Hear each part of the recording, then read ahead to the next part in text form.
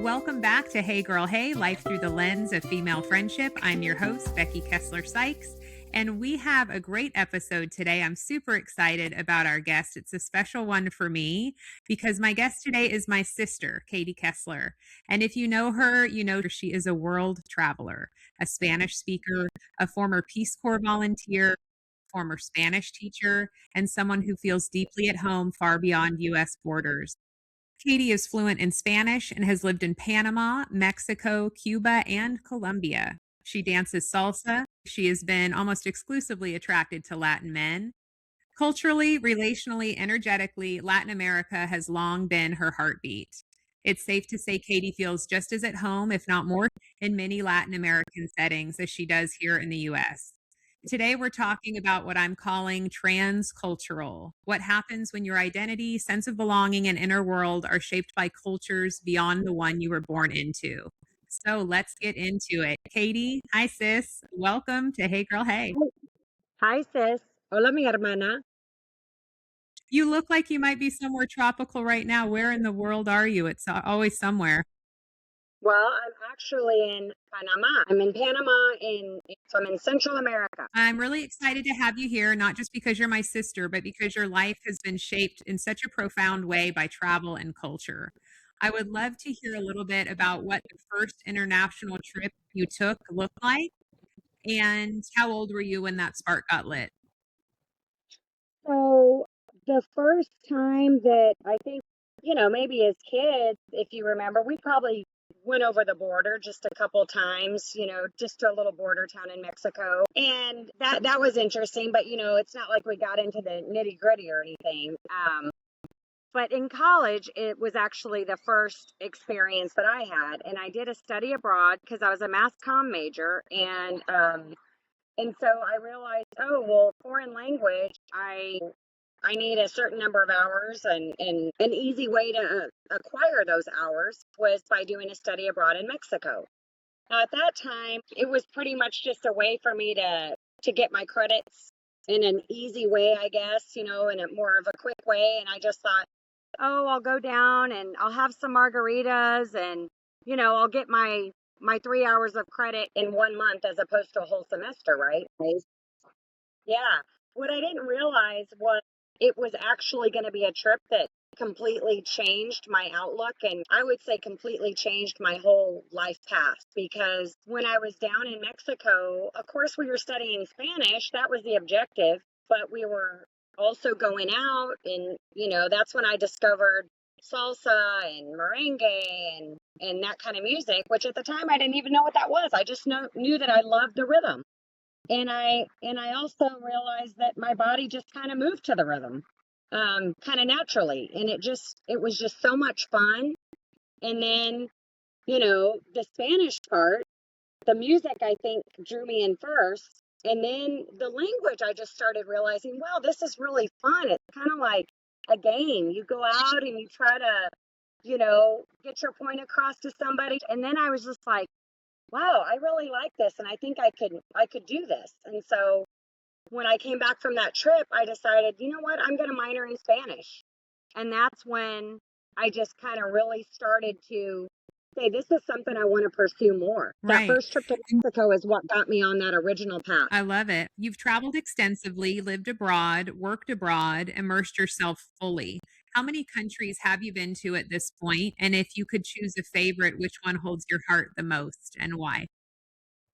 So the number of countries that I've traveled to, I think is about 34, 32 or 34, something like that. It's definitely over 30.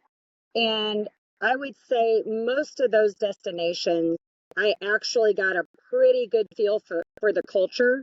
Not every single one of them. I'd say about at least 25. It's not just that I have a stamp on my passport. I actually really tried to dive in and spend a little bit more time and kind of come back knowing some of the little tiny details that you may not know if you just kind of stayed at a resort or you just kind of stayed with expats and that kind of stuff. Obviously, the majority of those countries were Latin American, but then, there were a few European ones in there. There were a few Middle Eastern ones in there. I would have to say that There were so many really, really interesting ones. But the one that holds my heart the most, Oh, my boyfriend is Panamanian, but Colombia is the country that has my heart more than any. Um, but in all fairness, Panama used to be part of Colombia, so hey, the cultures are very similar. Panama is just kind of like a little dose of what you would get in Colombia because it's a small country. Colombia is much larger. So, yeah, Colombia is my favorite. Dominican Republic is up there. And outside of the Latin American countries, I would say that Turkey is a really, really cool country. I remember you Hmm. saying that, just that Istanbul was the most amazing city you'd ever visited, that had this blend of East meets West, and that it was just magical to experience that clash of cultures in one place. 100%. Yeah, it was really, really interesting. Really, really neat place to visit. Very It's a place I would definitely recommend to anybody. Hmm. okay. And then of the Latin American countries that you rattled off as kind of being your favorite, among them DR and Colombia and Panama. Panama, of those 3, definitely has the most American influence, right? Because of the canal? Yeah, I would say that's true, Becky. Yeah, there is a lot of American influence in Panama. But once you get out of Panama City, it's pretty much a free for all. Some people in Panama City do speak English and stuff like that, but I would say culturally, yes, probably the reason why I wouldn't put it right at the top is just because it does feel a little bit more Americanized, which I still love my culture. I still love my country. But when you're going to a foreign country, you kind of want to feel completely like you're in a foreign land. And sometimes in Panama, you can run into a lot of expats. You can run into former Zonians. You can go to a TGI Fridays. Let's do it like that. Right, that makes sense. And so with Colombia being your favorite, is it the people, the pace of life, the culture, or something harder to put into words? So it's all of that stuff combined, but it is just, if I had to sum it up, I guess music is at the top. Music slash musicality. Just two of my favorite genres of music come from Colombia. Well, salsa doesn't come from Colombia, okay? But any Latino watching this knows that the capital of salsa is Cali, Colombia. So you can go there on any given night. It doesn't matter if it's a Monday. It doesn't matter if it's during the middle of the day. You're going to hear salsa blaring. And it's going to be hard to find a place to dance. And so you just kind of feel a little bit more free. So the salsa is amazing there. I'm also a huge vallenato fan, which it's all accordion. Who knows how that happens? Our roots are German, as you know, sis. I mean, part of them at least, about 50%, right? Well, that's where the accordion comes from. It's totally different than the German music, but who knows how that's all interrelated, within your heart and soul. I don't know. But yeah, it's a music that really touches my heart. And then the other thing is just that Colombia is kind of like the Wild West in a way. It's a lot of parts of it are pretty untouched. And so you really can go on a true adventure. And I imagine you sort of feel like you're in on a secret. I do, and it's one of those things where it's kind of like you could relate to it this way because you're so into, new bands and new music, and it's like on one hand, you want to tell everybody, hey, have you heard of this new band? They're awesome. Follow them. But on the other hand, you're like, whoo, I want to keep, watching them in a small little quaint bar. And that's kind of the Right. way I feel about, these little fun places that I find when I travel. It's like you want to tell everybody, but at the same time, you don't want everybody going there because then it won't be what it was. Yeah, I hear that. Okay, so I have to ask this question, because it's always revealing. Is there a place you've been that even if the trip were fully paid for, you wouldn't go back to? Well, gosh, off the top of my head, I loved our trip to Argentina together. It was fun, but it's 10 and a half hours away from Houston. It's really, really far. the Latin American destination. All right, been there, done that. You know, it's not a tropical vibe. It's really neat. I'm glad we did the trip, but it's probably not one that I would do again just because it's so far away. Glad we did it though. We had a great time, didn't we? We did. It was a very, very cool trip. And one thing I remember about Buenos Aires is just that it was so European feeling. It didn't feel so much like you were in South America. Now, again, if you get outside the city and you're in a rural place, it feels very much like what you would think Argentina would be, but it feels European in the capital city. Well, you're exactly right. Okay, so Latin culture has clearly become a through line in your life, not just travel-wise, but relationally, socially, emotionally. What is it about Latin culture that draws you in so deeply? So I think it can be summed up with one word, and that would be passion. I Mm, feel like I feel like in general, the Latin culture is a very passionate culture. And you know, when you think about passion, you just think about romance or romantic love. That's part of it. But the other part is just like a zest for life, an enjoyment of life. Whether that's what we're going to eat for lunch every day, people get excited about it. You know, it's music, it's food, it's just happiness. In my opinion, a lot of the most beautiful places in the world are also some of the poorest places in the world. and they're happy with less. Yeah, and I think, you know, one of the main lessons that I learned in the Peace Corps is that economic richness is one type of richness, but it's important, don't get me wrong, we all know you have to have money to survive, but it's one portion of richness, of wealth. You know, there's many other things that make your life rich. And I think in the United States, a lot of times we really, the word rich, the only two times I ever hear it used are with money or with fudge.